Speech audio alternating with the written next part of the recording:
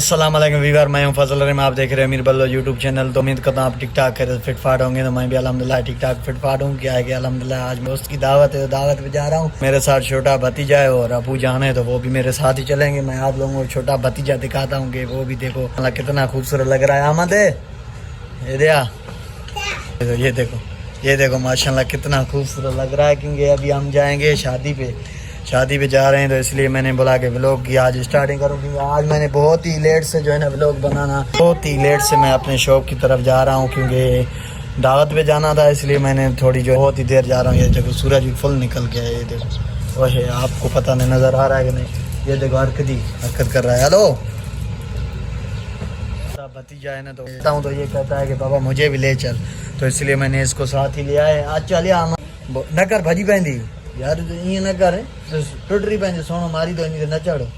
ये देखो ये ऊपर हरकत कर रहा है, इसलिए दावत पे जाएंगे, वहाँ पे मैं आप लोगों को चल के दिखाऊंगा आगे।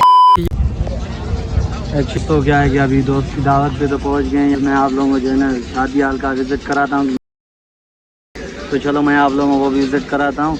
और ये देखो ये शादी हाल गेट है।